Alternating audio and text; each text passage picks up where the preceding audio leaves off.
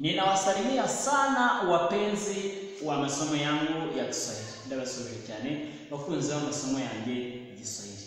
Leo tunaendelea na somo lipya. Uyu munsi turakomeje n'isomo rishya. Bakunzi b'amasomo yanjye rero, mbere yo kwenda dutangira n'isomo, ndashimira mwe mwese mukurikira kandi mwamaze gukora subscribe, n'abandi bashya bamufunguye isomo bwa mbere. Ndabamenyesha ko hari andi masomo yigishijwe kuri iyi channel yacu y'Igiswahili. Byaba byiza mugiye muyakurikira mukajya kuri channel mukareba nayo ayo masomo yatambutse mukayiga, kugira ngo dukomerezeho n'aya ngaya masomo yaracyakomeje. Tuzatuvanga dushyiremo n'imigani migufi, dukore inkuru nkuko ubushize twe twakoze inkuru, hanyuma tuvangemo n'amasomo yandi kugira ngo iburyo bushoboka bwose tubukoreshe. Ubwo rero tugiye gutangirana n'agakuru gato kavuga ku bikorwa Kalisa akora, turi bumenye icyo ako gakuru gahatse. Sasa tunaanza. Kila asubuhi buri gitondo Kalisa huamka saa 12. Kalisa abyuka saa 12, kusali, arasenga, usali dakika 5, asenga iminota 5, halafu hanyuma huenda kuoge, akaja kuoga. Baada ya kuogea, nyuma ya kuoga hupata kiamsha kinywa, afata ifunguro rya mu gitondo. Kiamsha kinywa ni ifunguro rya mu gitondo, breakfast cyongereza, na akaenda shuleni, akaja ku ishuri. Akifika darasani, akigera mu ishuri, hufuata masomo yote vizuri, akurikira amasomo yose neza. Baada ya masomo, nyuma ya masomo, hurudi nyumbani kusaidia wazazi, agaruka mu rugo gufasha ababyeyi, wazazi wake ababyeyi, kufanya kazi ya nyumbani, gukora akazi ko mu rugo. Wapenzi wa masomo yangu, mnaona kwamba kuna vitendo ambavyo vinarudia katika namna Kalisa anavyofanya kazi yake ya siku. Bakunzi b'amasomo yanjye, murabona ko hari ibikorwa bigenda bigarukamo na nabitewe n'umurongo, bigaragaza uburyo Kalisa akora imirimo ye ya buri munsi. Tugiye kubireba rero, aribyo mbona ko ari kuamka, abyuka, kusali, asenga, kupata, afata, hufuata, akurikira, na kurudi, agaruka. Ni ukuvuga murumva ibikorwa bigaragaza yuko igikorwa ari igikorwa kimenyerewe. Niba twavuze tuti kuamka, abyuka, ubwisaha abyukiraho biragaragara ko ari isaha we yihaye kandi yamenyereye atajya hinga.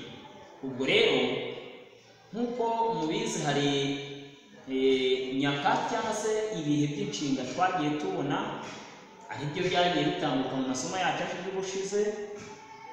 Uyu munsi nabwo tugiye kureba igihe kivuga ku bikorwa umuntu abasha kuba yakora, ariko ibyo bikorwa byigarukamo, mbese ku gihe runaka, cyangwa se ushaka kuvuga ikintu mu buzima bwawe kitajya gihinduka. N'urugero, ushaka kuvuga uti njye nkunda, cyangwa se ushaka kuvuga uti nkunda umuceri, ukavuga uti mimi hupenda wali ni umuceri uhiye, kuko umunsi twita muceri. Noneho turagiye neza mu isomo. Wakati wa mazoea ni ukuvuga ni ni tubishyizemo mu Kinyarwanda ni indangihe y'ubusanzwe. Indangihe y'ubusanzwe kuonyesha kitendo, igaragaza igikorwa kinachofanywa gikorwa mara kwa mara kila wakati. Igaragaza igikorwa cyisubiramo kandi kigakorwa buri gihe. Who niyo tubona ko ari indangagihe cyangwa se niyo tubona ko ari ijambo yifashisha iyo turimo gutondagura inshinga. Who inarudiwa katika vitenzi vyote baada ya nafsi zote. Ni ukuvuga tukabikira who igarukamo kandi gakoreshwa mu nshinga zose kandi kuri ngenga zose. Nkuko mubizi mu rurimi, muri buri rurimi tugira ngenga eshatu, arizo ngenga ya mbere y'ubwinshi, ngenga ya mbere y'ubumwe, ngenga ya mbere y'ubumwe, ngenga ya kabiri y'ubumwe, ngenga ya gatatu y'ubumwe, noneho ubwinshi bukaba ngenga ya mbere y'ubwinshi, ngenga ya kabiri y'ubwinshi na ngenga ya gatatu y'ubwinshi. Aribyo twita nafsi mu Kiswahili. Tukaba tuti nafsi ya kwanza ya umoja, nafsi ya pili ya umoja, nafsi ya tatu ya umoja, na nafsi ya kwanza ya wingi, nafsi ya pili ya wingi na nafsi ya tatu ya wingi. Noneho ni ukuvuga ko ikoreshwa kuri izo nafsi zose. Tugiye gufata urugero rw'inshinga gukunda, aribyo twita kupenda mu Kiswahili. Noneho tuyirebe iri mu ndango yemeza, mbese mu buryo bwemeza. Tuzaba tuti mimi kupenda, nje nkunda, wewe kupenda, wowe ukunda, yeye kupenda, we akunda, sisi kupenda, twe dukunda, nyinyi kupenda, mwe mukunda, wao kupenda, abo bakunda. Ni ukuvuga ko who igenda igaruka guhera kuri ngenga ya mbere kugera kuri ngenga ya gatatu, kandi yaba mu bumwe yaba no mu bwinshi. Tujye noneho ku ndango ihakana, ariyo tubona ko ari hari kanushi. Hari kanushi, noneho hari itegeko rivuga ngo irabu a ya mwishoni mwa kitenzi inabadilika katika hali kanushi. Isoza inshinga ihinduka iyo turimo duhana. Ni ukuvuga dufata igicumbi, tumenyereye ko tugiye gutondagura tuba dufite igicumbi aricyo tuta muzizi, igice kidahinduka. Nkaha turabigaragaza kupenda, ijambo ridahinduka ni penda, ese muzizi ni penda. Noneho dukoreshe nafsi zacu. Nafsi ya kwanza mimi, wewe, yeye, sisi, nyinyi, wao. Hanyuma noneho amagambo ahakana, tubona ko mimi ikijyana na si, wewe ikajyana na hu, yeye ikajyana na ha, sisi ikajyana na hatu, nyinyi ikajyana na ham, na wao ikajyana na hawa. Tukongeraho cya gice cyacu kidahinduka, ariko tuzirikana ko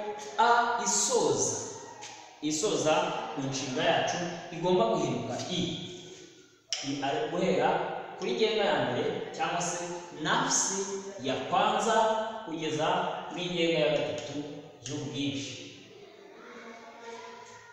Wapenzi wa somo letu na masomo mengine tuliyofundisha,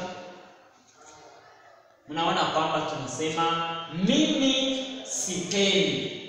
Ni ukuvuga tuzaba tuti mimi sipendi, ndemvuze ni nje sinkunda, wewe hupendi, wowe ntukunda, yeye hapendi, we ntakunda, sisi hatupendi, twe dukunda, nyinyi hampendi, mwe dukunda wao hawapendi ngo bakunda. Ni ukuvuga dushaka kuvuga uti mimi sipendi maziwa, nge sinkunda maziwa na amata, sinkunda amata. Kimwe n'uko hari uwavuga ati mimi hupenda maziwa, nge nkunda amata. Yumvikane neza. Nanone tumbibutsa ko ari igikorwa umuntu aba avuga cy'ubusanzwe gisanzwe gihari.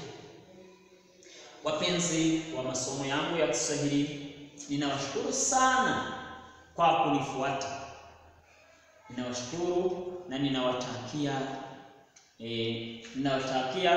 kila kizuri chochote.